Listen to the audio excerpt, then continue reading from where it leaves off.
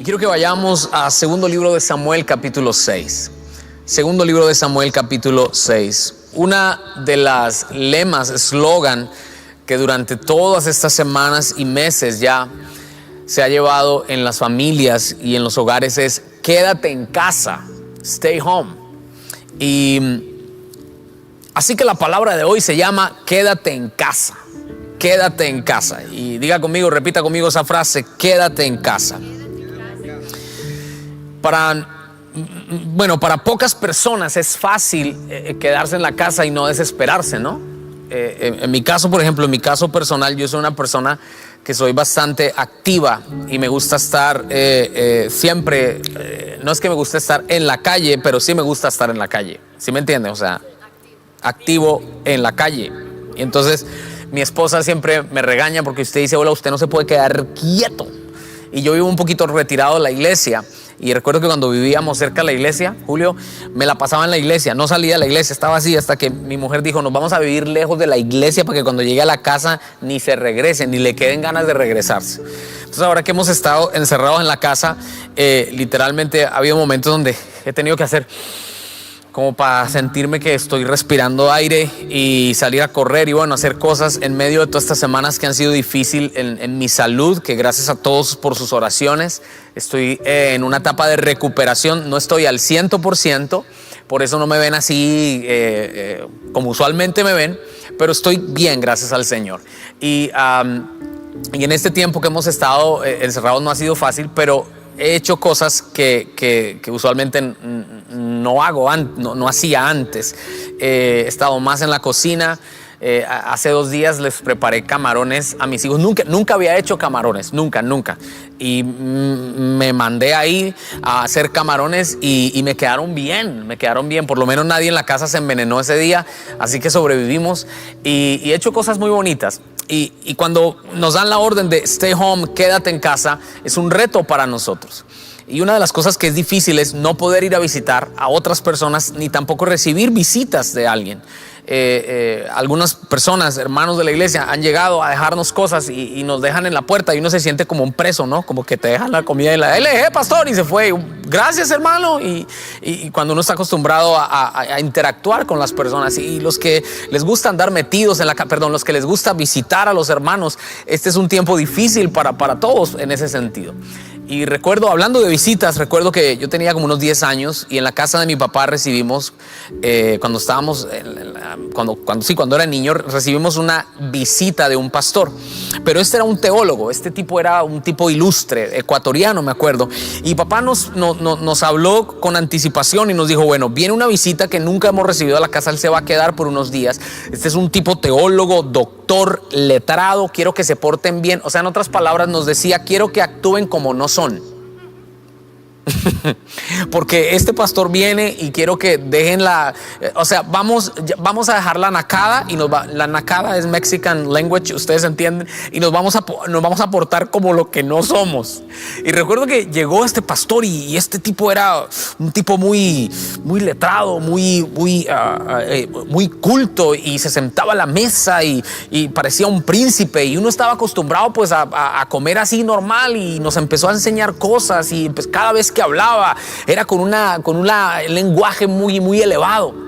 Y recuerdo que todos en la casa estábamos medio asustados al tener la visita de este hermano, porque nunca habíamos tenido una visita de alguien tan ilustre en nuestra casa. Pero recuerdo que un día estábamos comiendo y él abrió un libro donde nos estaba enseñando modales de comer, de cómo comer en la mesa.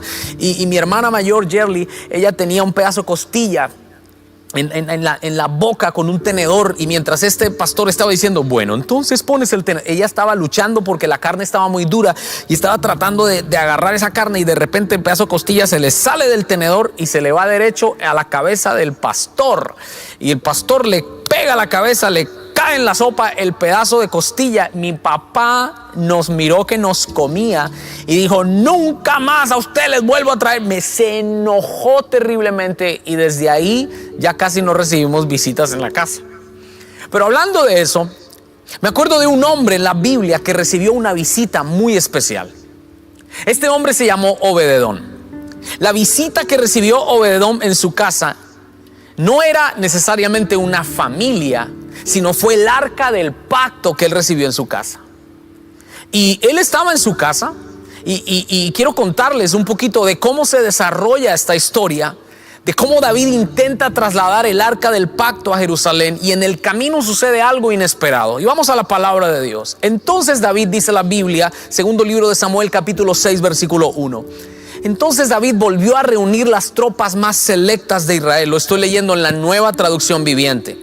Un total de 30,000. Usted se puede imaginar una tropa de 30,000 personas y las llevó a Balaá de Judá para traer de regreso el arca de Dios, que lleva el nombre del Señor de los ejércitos, quien está entronizado entre los querubines. O sea, hay que entender aquí que el arca del pacto era ese lugar donde desde el arca se invocaba el nombre de Yahvé, el nombre de Jehová, que ni siquiera los judíos lo pueden pronunciar porque es sagrado. Por eso en hebreo la palabra Yahvé no se puede pronunciar. Y era desde el arca donde se invocaba el nombre de Jehová de los ejércitos. Era algo demasiado sagrado, era la misma gloria de Dios. Y dice la palabra que pusieron el arca, sigamos leyendo. Así que pusieron el arca de Dios en una carreta nueva. Y vamos a leer las pantallas, ya, ok. Y la retiraron de la casa de Aminadab, que estaba en la colina. O sea, estaba en una casa, en una colina. Usa y Ahío, hijos de Aminadab, guiaban la carreta que cargaba el arca de Dios. ¿Ok? Ahío caminaba delante del arca. O sea que hay dos chicos que están familiarizados con el arca. David y todo el pueblo de Israel celebraban ante el Señor entonando canciones. Entonces vamos a pintar esta escena. ¿Listo, chicos? Entonces vamos con júbilo, vamos todo el mundo celebrando, en fiesta, liras, arpas, todo el mundo feliz, muy bien. Llegaron al campo de trillar de Nacón y los bueyes tropezaron y Usa extendió la mano. O sea, sentido común. El arca se va a caer, yo extiendo la mano, y cuando Usa extendió la mano para sujetar el arca, siguiente versículo, el enojo del Señor se encendió contra Usa y Dios lo hirió de muerte debido a lo que hizo. Wow. Así fue como Usa murió allí junto al arca de Dios. Entonces David se enojó porque la ira del Señor se había desatado contra Usa. La Reina Valera dice: se entristeció y llamó ese lugar Fares Usa, que significa desatarse contra Usa. Wow. Nombre que conserva hasta el día de hoy. Ahora, David tenía miedo. Diga esa palabra, miedo. Esta palabra no es temor de Dios, sino literalmente David tenía horror, tenía miedo del Señor y preguntó: ¿cómo podré regresar el arca del Señor para que esté bajo mi cuidado? Si mira el desastre que ha pasado. Por lo tanto, David decidió no trasladar el arca del Señor a la ciudad de David, sino que la llevó a la casa de Obededom en Gat. Pare ahí un momentico. Yo quiero que miremos esta escena, ¿ok? ¿Alguien quiere ser? Roberto, me gusta que usted haga de Obededom, ¿ok? Párese ahí un momentico. Usted va a ser Obededom y de repente le traen el arca del pacto. Vamos a hacer de cuenta que este es el arca del pacto. Y golpean a la casa. Y Obededom abre. Y le dicen la gente de David: Obededom, ¿cómo está? Pues vengo a decirle que el arca del pacto, David le manda a decir que la guarde en su casa. El arca del pacto. Ahora, alguien puede decir aquí: wow, Obededom saltó y brincó de alegría, qué bendición, tengo el arca en mi casa. Pero para los que no recuerdan los estragos que hizo el arca del pacto en los filisteos, cuando Elí era el líder espiritual y tenía dos hijos que eran impíos, omnifines, y ellos ministraban delante del Señor, el arca fue robada por los filisteos. Y cuando el arca llega al pueblo de los filisteos, les produce tumores a los filisteos. Tumores a los filisteos, de tal manera que se enfermaron, como el coronavirus. Se empezaron a enfermar, pero no era de gripa, sino de tumor. ¿Tú te puedes imaginar la gente saliendo a la calle con un tumor así? El otro con un tumor acá, el otro con un tumor acá, cáncer. Y se empezaron a morir. Y los filisteos dijo: no, quiten esa arca. La llevaron al templo de Dagón, el dios de ellos. Y cuando al otro día se levantaron, Dagón tenía la cabeza cortada, las extremidades cortadas. El arca de Dios. Luego la sacaron de ahí y pasó el arca de Dios por un lugar que se llama Ecrón, y los ecronitas de esa ciudad vieron el arca de Dios y dijo: no, aquí no entra, aquí no. Estaban espantados por lo que el arca de Dios hizo con los filisteos. Luego ahora el arca de Dios está aquí en medio de una tremenda fiesta y mata a Usa y se la traen a la puerta de Obededón. O sea, yo me pongo los zapatos de Obededón. ¿Cómo? No, gracias. Prefiero el arca. Esto es súper importante. Me están trayendo un objeto que representa la gloria de Dios, pero representa también el temor de Dios.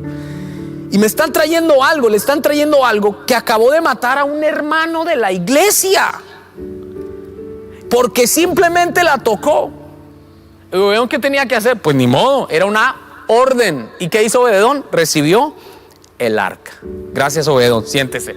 Ahora, yo quiero que te imagines esto: Obededón con el arca en la casa. Los hijos: papi, no la toques. Papi, pero el peladito chiquito queriendo que no la toque. No ve que Usa la tocó y se mató. Dios lo mató. Yo me imagino el ambiente en esa casa, la tensión. De repente pasa un día, 2 días, y yo me lo imagino de esta manera. Israel es una ciudad, es un pueblo de mucha siembra, mucha cosecha. Todos tenían tierras. Me imagino cuando Obededón sale al sembrado que tenía de mazorcas, y unas grandísimas. Empezó a multiplicársele los sembrados, los cultivos. Wow. Cuando empieza a mirar los de su casa, todo estaba siendo bendecido y multiplicado. 3 meses estuvo el arca en la casa de Obededón, y dice la palabra que Dios bendijo a Obededón todo lo que él tenía. Wow. Cuando David escucha que el arca de Dios bendijo a Obededón y a su casa, dijo: ahora sí, tráigamela para acá. Entonces digamos que el experimento fue Obededón. Se arriesgó a que o el arca traía juicio o el arca traía bendición. Ahora alguien dice: Pastor David, linda la historia, pero el arca era un cofre. ¿Dónde hay que comprar cofre? No, escuche esto. Muchas de las cosas en el Antiguo Testamento son sombra de Cristo en el Nuevo Testamento. El tabernáculo era una sombra de Cristo en el Nuevo Testamento. El arca del pacto era una sombra de quién sería Cristo en el nuevo pacto. Y la palabra me llama la atención en Éxodo 25:10, donde Dios le habla a Moisés, le dice: haz que el pueblo construya un arca de madera con acacia. Está hablando del arca del pacto. Un cofre sagrado que mida 1 metro con 15 centímetros, 1 metro con 15 centímetros de largo, 79 centímetros de ancho y 69 centímetros de alto, y recúbrela con oro puro por dentro y por fuera. ¿Qué yo veo aquí que se asemeja el arca con Cristo? Cristo fue hombre y fue Dios.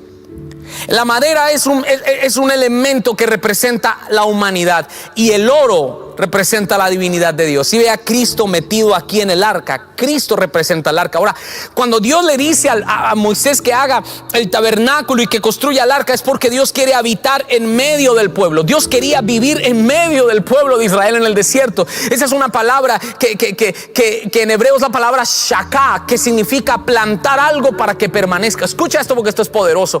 Plantar algo para que permanezca ahí. O sea, Dios le dijo: hazme el arca, hazme el tabernáculo, porque yo quiero hacer shaka, yo quiero plantarme ahí, yo quiero permanecer ahí. Y Juan en el Nuevo Testamento capítulo 1 versículo 14, hablando acerca de Cristo, dice: y él habitó. Usa la misma palabra, pero ahora solo en griego, que es la palabra eskeneu, que significa lo mismo, plantar algo para habitar allí. En otras palabras, Juan usa la misma palabra que Dios le dio a Moisés haciéndole entender que Dios quería habitar en medio del pueblo. Ahora Cristo, haciéndose hombre, vino a habitar en medio de nosotros, como lo describe Juan. Pastor David, ¿qué me quieres decir? Hoy no necesito un arca, hoy no necesito un elemento físico. Lo que necesito es a Cristo en mi hogar. Hoy Cristo quiere ser el rey de nuestros hogares. El arca tenía varias cosas. El arca tenía las tablas de la ley. El arca tenía la ley, las tablas de la ley. El arca también tenía dentro de ella el maná, que significaba la provisión de Dios. Y quiero declarar una palabra: este es un tiempo en que Dios va a sostener a sus hijos. Este es un tiempo donde vamos a ver la mano proveedora de nuestro Jehová Jireh en medio de nosotros. Pero Jesucristo dijo en Juan capítulo 6 versículo 49: vuestros padres comieron maná en el desierto y murieron. Ese es el pan que desciende del cielo para que él come no muera. Pero dijo: yo soy el pan vivo que descendió del cielo. Me encanta esto, que Jesucristo también está presente allí en el maná. Él es el pan de vida. Él es el pan de vida que nosotros tenemos que comer ahora como familia. David, ¿cómo aplicas eso? Bueno, yo recuerdo que yo tenía que esperar cada 2 meses para que aquí en la iglesia hiciera Santa Cena. Ahora lo estoy haciendo una vez a la semana con mi familia, participando del cuerpo y de la sangre de Cristo. Y yo quiero hablarle a los padres: tú no tienes que esperar a que en la iglesia se dé Santa Cena. Tú puedes ministrar la Santa Cena con tu familia, una vez a la semana. Yo conozco gente que toma la Santa Cena todos los días. A veces hemos puesto eso como muy por allá, una vez cada 6 meses. No, yo te animo a que participemos del pan, del cuerpo y de la sangre de Cristo. Pero también en esa arca estaba la vara de Aarón. La vara de Aarón. Y me encanta que Jesucristo se parece a la vara de Aarón, porque no sé si recuerda la historia. Dios le dijo a Moisés: pon las varas por cada príncipe de Israel, tíralas y ponlas ahí. Y al otro día la vara que reverdezca, la que dé frutos de la nada, va a ser la persona que yo escogí. Y de la vara de Aarón salió renuevo, salieron retoños, increíble, de la nada. Y esa vara simboliza a Cristo, como lo dice Isaías 53:2. Subirá cual renuevo, de la nada. Un renuevo es un pedazo de palo tirado en el piso, un pedazo de árbol cortado. Eso es un renuevo, como la vara de Aarón. Y dice la Biblia acerca de Jesús: y subirá cual renuevo delante de él, como raíz de tierra seca. No hay parecer en él la hermosura, le veremos más inatractivo para que le deseemos. O sea que lo que te estoy diciendo a lo mejor es un poquito como cargado de representaciones bíblicas, pero es importante que entiendas esto. El arca es un prototipo de Cristo. Y el arca del pacto en la casa de Obededom es un prototipo de Cristo en la casa de David Escarpeta hoy en día. En la casa de Sandra, en la casa de Roberto, en la casa de David, en la casa de Iván, en la casa de Bosbelí, en la casa de Braulio, en la casa de Alberto, en tu casa. Hoy en día no es un arca física, pero Dios está tocando a la puerta de tu casa y te está diciendo: déjame entrar a ser el rey de tu casa. Quiero ser el rey de tu hogar, quiero ser el rey de tu casa. Amén. Ahora, cuando vemos a Jesús viviendo aquí en la tierra, Jesús le encantaba andar en la casa a la gente. Yo creo que si Jesús viviera en el tiempo del coronavirus, le sería difícil. Bueno, él hubiera hecho así y a lo mejor todo el mundo hubiera sido sanado, pero le hubiera costado, porque Jesús le encantaba estar en la casa de la gente. Jesús estuvo en más de 12 casas. Déjenme mencionarle algunas casas que Jesús estuvo. En las bodas de Caná, el primer milagro fue en una casa, en una boda. Dije las bodas de Caná, en una boda, en una casa. Estuvo en la casa de Pedro cuando le sanó la suegra, por eso Pedro lo negó, pero eso es otro tema teológico. Estuvo en la casa de Capernaum, donde Lucas 5:17, cuando sanó un paralítico, recuerdan, abrieron el hueco en el techo y bajó el paralítico. Estuvo en la casa de Leví, donde trajo arrepentimiento y la gente empezó a criticarlo, que solo andaba con prostitutas y ladrones. Y ahí en la casa de Leví fue donde él dijo: los sanos no necesitan a médico. En la casa de Simón fue ungido. Lucas 7:36, fue ungido para la muerte. Estuvo también en la casa de la hija de Jairo. No sé si recuerda que resucitó a la hija de Jairo. Fue en una casa. Diga, una casa. Una de las casas favoritas de Jesús era la casa de Marta, de María y de Lázaro. Varias veces estaba ahí en la casa. Fue en esa casa donde muchos conocen la famosa historia que Jesús le dice a Marta: Marta, Marta, afanada y cargada estás con tantas cosas. Pero también recuerda la famosa historia de la casa de Zaqueo. Jesús le dijo a Zaqueo: baja y desciende de ahí ese árbol sicómoro, porque hoy necesito quedarme en tu casa. Casa de Zaqueo. Pero también la última cena fue en una casa. No fue en un hotel, fue en una casa. Pero también estuvo en la casa de Caifás. Dice la Biblia que Caifás, el sumo sacerdote, el que lo condenó a muerte, lo recibió en el patio de su casa. Qué privilegio para Caifás recibir a Jesús en el patio de su casa. Solo que no lo recibió bien, lo condenó. Pero no sé si recuerdan que también estuvo en la casa de Cleofas y otro discípulo en Emaús, ahí estuvo en otra casa, pero también estuvo en la casa de los discípulos cuando llegó resucitado. Si ve, casa. Y así como Jesús vivía en las casas, Dios está permitiendo este tiempo donde tenemos que estar en casa, donde tenemos que arreglar cosas que no hemos arreglado antes, donde Dios quiere que hagamos a Cristo el centro de nuestro hogar. Ahora, escucha bien esto. Hay gente que piensa que teniendo la Biblia abierta en el Salmo 91, Dios está en la casa. Hay gente que piensa que ungiendo las puertas nada más, Dios ya está en la casa. Hay gente que piensa que simplemente teniendo un letrero grande, Dios bendiga este hogar, ya Dios está en la casa. No. Quiero darle algunos principios importantes de cómo hacer de Jesucristo el Señor de nuestra. Yo no quiero que el arca esté solo en mi casa como un adorno. Yo quiero que la gloria de Dios inunde mi casa. Yo no quiero que Cristo esté en mi casa simplemente ahí como un inquilino. Yo quiero que Él sea el Señor de mi casa. Y yo quiero profetizar sobre tu vida que en este tiempo que estamos viviendo, el Señor Jesús será el Rey de tu casa. No solamente de tu vida, sino de tu generación. Alguien diga conmigo: Jesús es el Rey de mi casa. Pero lo primero que tenemos que hacer para que Jesús sea el Señor de nuestra familia es esto. 1. Ríndete a Jesús. Voy a decirlo otra vez. Ríndete a Jesús. Y escuchen esto: para que Cristo entre en la casa de alguien, primero tiene que entrar al corazón de alguien. Para que Cristo entre en la casa de alguien, tiene que entrar al corazón de alguien. Escúcheme, porque esto es fácil escucharlo, pero hay una llave aquí. Hay miles y millones de familias que quieren a Dios en sus casas, pero no lo han recibido en sus corazones. Dios no puede meterse a una casa y cambiar el ambiente de una casa si primero no reina en el corazón de los que viven en esa casa. Vuelvo a decirlo: el hecho de tener un letrero que diga Dios bendice este hogar, oh, Dios está en esta casa, no. Dios dice: para meterme en tu hogar necesito meterme en tu corazón. Recuerdo la historia cuando Pablo y Silas estaban en la cárcel. Hechos capítulo 16 versículo 31 nos menciona algo tremendo. Ellos estaban ahí cantando y el carcelero vio que todas las cárceles se abrieron, las cadenas se rompieron, y él tomó una espada para el guardia, para matarse, pensando que todos habían huido. Y Pablo salió en medio de la oscuridad y le dijo: no te hagas nada. Me llama la atención cómo Pablo lo vio a él y él no lo vio a Pablo. Cómo todo estaba oscuro y Pablo supo que se iba a matar. Le dijo: no te hagas daño en medio de la oscuridad. Y luego él dice: él pidió luz, o sea que no veía nada.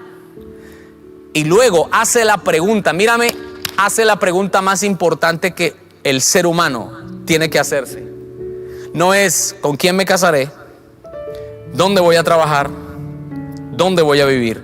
Señores, ¿qué tengo que hacer para ser salvo? Y Pablo le responde y le dice: cree en el Señor Jesucristo y serás salvo tú y toda tu casa. Wow.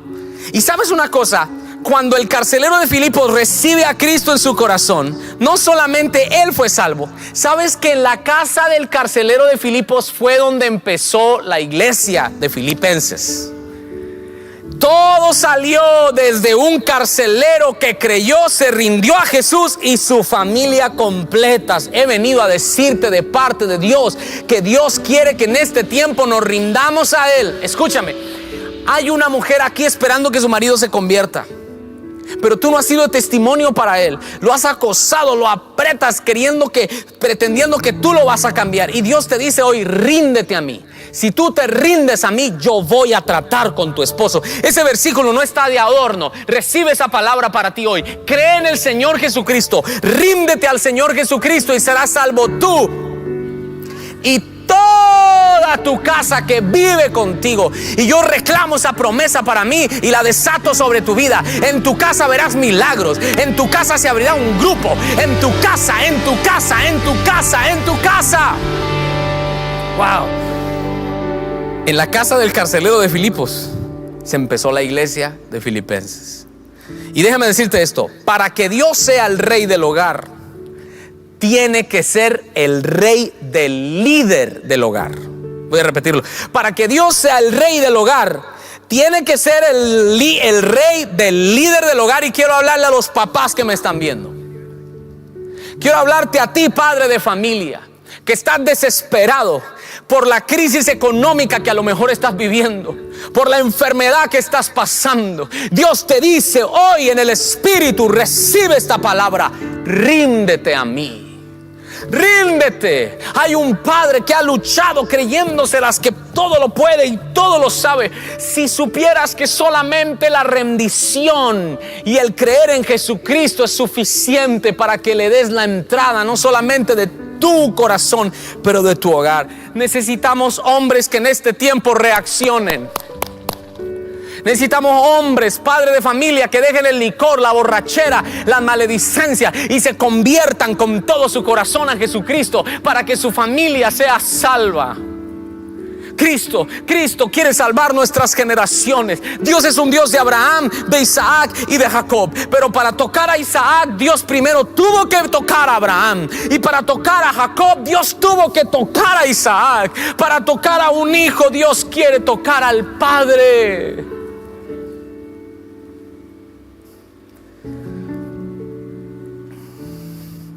Alguien diga conmigo: yo soy la puerta de mi generación. Otra vez dilo: yo soy la puerta de mi generación. ¿Quién fue la puerta de la familia de Aminadab? Aminadab. Hay un varón aquí que tu esposa es la que ha estado dándole y tenido. Tiene que decirte todo el tiempo: vamos a orar, mi hijo, vamos a diezmar, vamos a ofrendar. Esta palabra es para ti, papá. Tú eres la puerta de tu generación. Dios quiere meterse a tu vida y a través de ti Dios va a transformar tu hogar. Ahora, hay una madre a lo mejor que dice: pastor, mi esposo es inconverso, ese es más duro. Pues déjame decirte algo, mujer: tú eres la puerta de tu casa. Tú eres la puerta de tu casa. Tú eres la puerta de tu casa. No te sientas menos. Lo contrario, Dios te ha puesto ahí y has conocido la palabra de Dios porque hay un propósito que Dios tiene para ti. Y también a través de ti, tu familia conocerá al Señor. Y algo que el Espíritu Santo me hablaba, me decía: David, convoca a las familias a que cada uno en su hogar tenga tiempos de arrepentimiento a nivel de familia. Voy a repetirlo: tiempos de arrepentimiento como familia. La semana pasada, mientras yo estaba ahí en mi proceso que he venido llevando, que no ha sido fácil, el Señor me dijo: David, reúne a tu familia. Nosotros hacemos devocionales, pero reúnelas y pídele perdón. Pídeles perdón. Y reuní a mi familia. Le pedí perdón a mi esposa, le pedí perdón a mis hijos, a cada uno de ellos. Le dije: Natanael, perdóname por esto y por esto y por esto. Daniela, perdóname por esto, por esto, por esto. Diana, perdóname por esto, por esto, por esto, por esto. Arrepentimiento. Arrepentimiento. Arrepentíos. Dios quiere que tengamos un tiempo de arrepentimiento en familia. ¿Cuándo fue la última vez que juntos nos arrodillamos delante de Dios y le dijimos: Señor, perdona el pecado de nuestra familia? Y hay familias que hemos abierto puertas al pecado. Y cuando le abrimos puertas al pecado, se mete la enfermedad, se mete la ruina, se mete la miseria, se mete los pleitos, se mete las iras, se mete las contiendas. Y pensamos que con un letrerito todo se va a arreglar, que con un versiculito que pongamos en la pared todo se va a arreglar. No, Cristo quiere ser el rey de tu familia, y para que Él sea el rey de tu casa necesitamos arrepentirnos. Entonces primero rindámonos a Jesús. Ríndete a Jesús. Eso es a nivel personal. Yo no puedo decirle a mi esposa: oiga, ríndase a Jesús. No, yo tengo que hacerlo sin que ellos se den cuenta. Hello. Número 2, que la palabra de Dios sea lo más importante. En el arca estaban los mandamientos, estaba la ley. Hoy en día nosotros no tenemos las leyes, la ley de los 10 mandamientos. Tenemos la palabra completa, que es la palabra del Señor. Hoy Dios quiere que la palabra sea lo más importante en las casas. Y me llama la atención, y lo menciono, lo he mencionado algunas veces, el ejemplo de Timoteo. En 2 Timoteo 3:15, Pablo le dice a Timoteo: desde la niñez has aprendido las escrituras. Esto me llama la atención. Mira, no menciona al papá de Timoteo, menciona a la mamá y la abuela. No sabemos si era madre soltera, no sabemos si el padre no conocía de Jesucristo. El padre creo que era impío. Ahí está un ejemplo, ahí está mamá. El padre no aparece, pero fue la mamá y la abuela la que lo discipularon con la palabra. Yo me he dado cuenta, no sé ustedes que son más espirituales, a lo mejor no les pasa, pero a mí me ha pasado que cuando yo intento enseñarles un versículo de la palabra a mis hijos, no se lo aprenden. Se lo tengo que decir 10 veces. A ver, primera, y empiezan a bostezar. A ver, repita conmigo este versículo y dígalo otra vez. Y lo dicen una vez y se los olvida. Y lo dicen otra. ¿Por qué la Biblia es lo más difícil para aprenderse en la familia? No sé si a usted le pasa. Probablemente a usted no le pasa porque usted tiene alitas y yo no. Pero escuche, cuando vemos una película, todo el mundo ahí. Cuando vamos a ver, todo el mundo ahí. Pero cuando vamos a leer la palabra, algo espiritual empieza a generar. No sé si a ustedes les pasa que uno tiene que pelear contra eso. Uno tiene que luchar contra eso, porque en lo espiritual lo menos que el enemigo quiere es que se enseñe la palabra de Dios en tu casa. Él es feliz que todos vean películas y que todo esto, pero cuando se trata de abrir el libro y enseñarle a nuestros hijos la palabra, ahí es cuando nos metemos en un terreno espiritual que el enemigo no quiere. Pero déjeme decirle algo. Por eso Dios le habló al pueblo de Israel y le dijo: cuando estés en la casa, repítele las palabras a tus hijos. No le dijo cuando. Lo primero era en la casa, en la casa, en la casa. Alguien diga: en la casa tiene que haber palabra. Tiene que haber palabra en la casa. Y yo quiero animarle a los padres que me están viendo, que tu casa se vuelva un lugar de la palabra de Dios. Mira, cuando nosotros abrimos la palabra y empezamos a estudiar la palabra y a compartir la palabra juntos, Cristo empieza a hacerse presente. Ahí está la gloria de Dios, ahí está la presencia de Dios, diciendo: esta familia tiene en cuenta y valora mis palabras. Otra cosa importantísima para que Cristo sea el hogar: que la oración y la adoración sea el aroma de tu casa. Voy a decirlo otra vez: que la oración y la adoración sean el aroma de tu casa. Ahora, yo no sé qué ambiente hay en los hogares, pero cada familia tiene un ambiente. No me refiero a la mesa, al florero, no me refiero al cuadro de la abuelita, no me refiero al cuadro de la quinceañera. Me refiero a un ambiente espiritual. Toda casa tiene un ambiente. No sé si a usted le ha pasado que usted llega a lugares donde usted dice: wow, aquí se respira una paz. Toda familia tiene un ambiente. Y la oración y la adoración determinan el ambiente. Si en tu casa todo el día es Netflix, eso determina un ambiente. Ahora, no estoy diciendo que no vean películas, pues usted sabrá las que ve. Pero no le estoy diciendo que queme el televisor, tampoco. Lo que le estoy diciendo es que genere un ambiente de adoración en su casa. El que se tiene que parar a provocar ese ambiente es el padre y la mamá. Levántese más temprano antes de que el día empiece a orar, limpie. Yo creo en orar por los ambientes espirituales. Yo creo en orar por los cuartos de los hijos. Yo creo en orar por las camas donde duermen los hijos. Yo creo en orar por los espacios donde vivimos. Hay que limpiar el ambiente, y la oración y la adoración promueven un ambiente. Mira, analiza esto. Aquí en la iglesia, cuando oramos y adoramos, se genera un ambiente. Y no es que este lugar sea más sacro que tu casa. Tu casa es un santuario. Hoy en día, a la mala, Dios ha hecho de nuestras casas una iglesia. Y hay un cuadro, no sé si ustedes vieron, una foto chistosa que aparece el diablo diciéndole a Jesús: ¿vio? Le cerré las iglesias. Y el Señor le responde: me Río de Janeiro, me cerró los templos, pero yo le abrí millones de iglesias, porque ahora en cada familia hay una iglesia. Tu familia, tu casa ahora es un templo. Entonces, aquí como acá se genera un ambiente. ¿No crees que en tu casa se va a generar un ambiente de gloria? Quiero declarar en el nombre de Jesús que en esta semana la atmósfera de tu casa empieza a cambiar.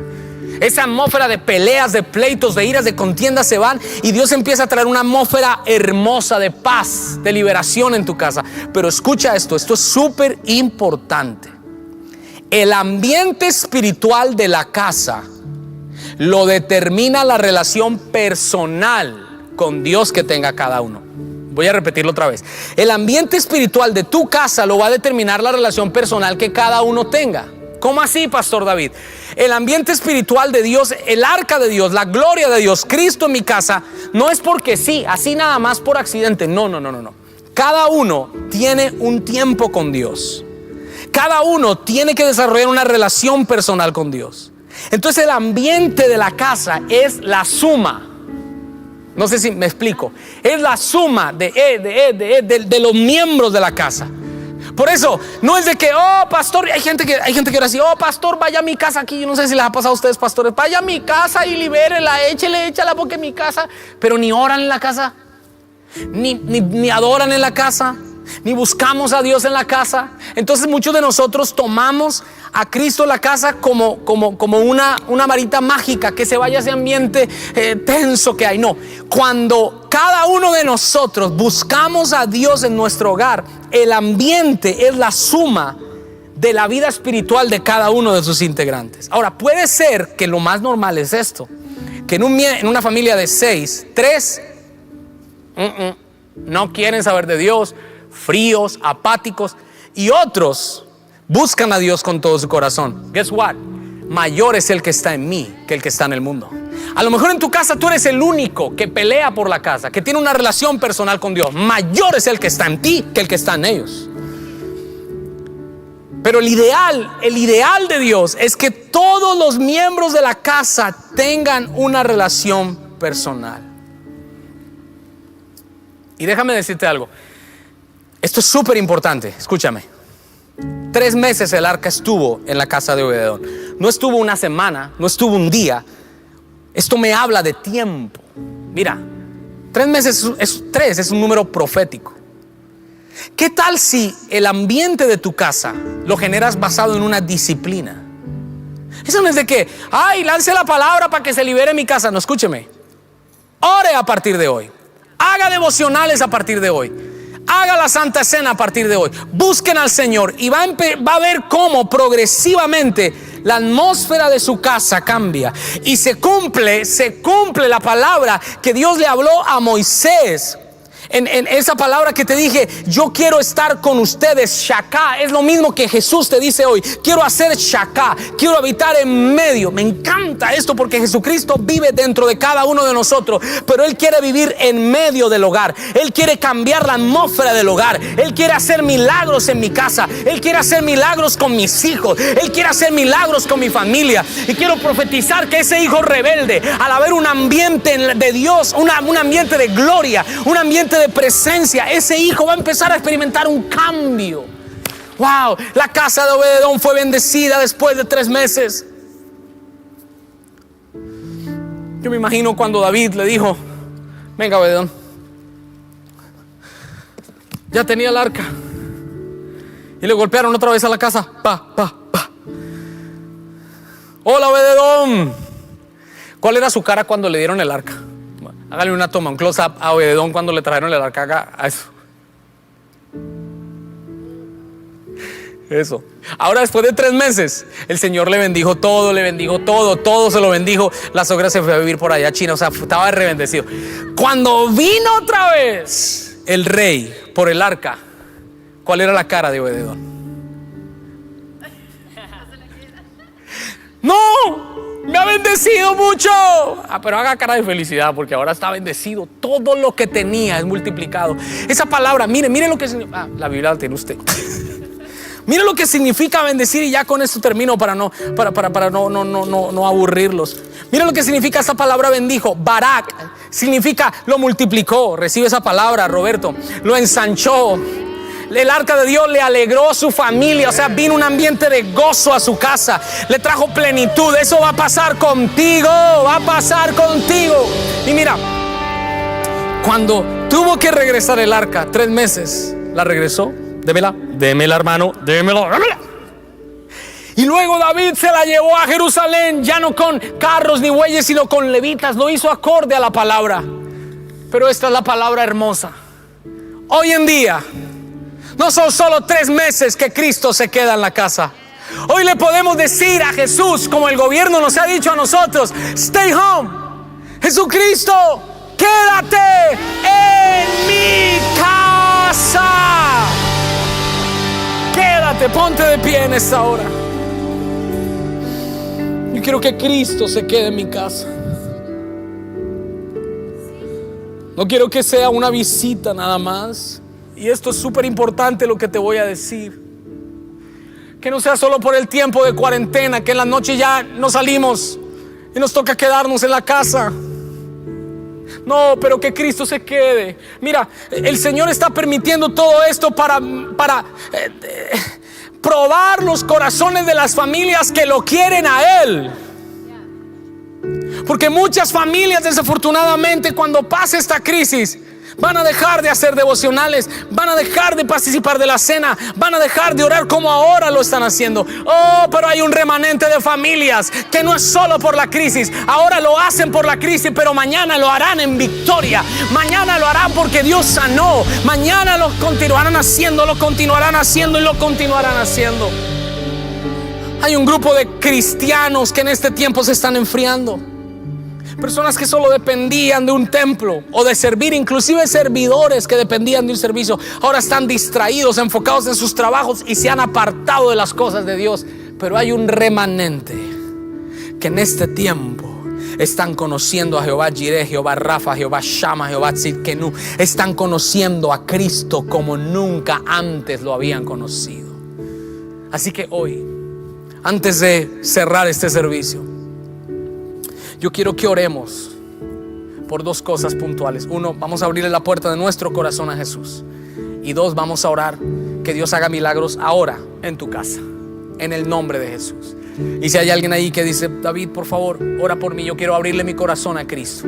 Repite conmigo esta oración: Señor Jesús, perdona mis pecados. Perdona mis pecados. Me arrepiento. Me arrepiento. Soy pecador. Soy pecador.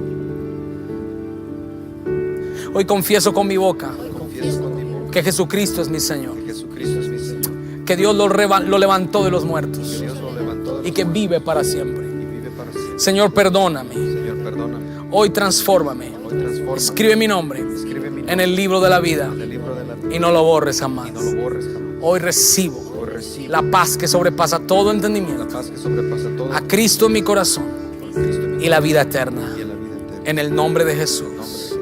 Amén y amén. Ahora quiero orar por todas las familias. Y usted está ahí, levante sus manos. Y si usted necesita un milagro, levante su mano. Pero antes de orar por un milagro financiero o de sanidad, vamos a pedirle ahora a Cristo que sea el centro de nuestra casa. Y Padre, te pedimos perdón si como familia te hemos deshonrado, si no abrimos la puerta al arca, pero lo contrario, la cerramos. Si fuimos, Señor, a lo mejor hemos sido como Caifás, que te tuvo en el patio de su casa, pero te desechó.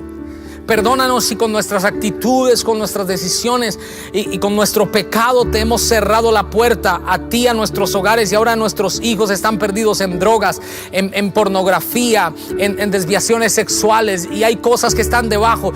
Espíritu me muestra que hay cosas que están debajo en muchos hogares que los padres no lo saben, pero tú lo sabes en tu espíritu, y todo empieza porque le has abierto puerta al enemigo. Hoy dile: Señor, perdóname, nos arrepentimos y nos rendimos a ti.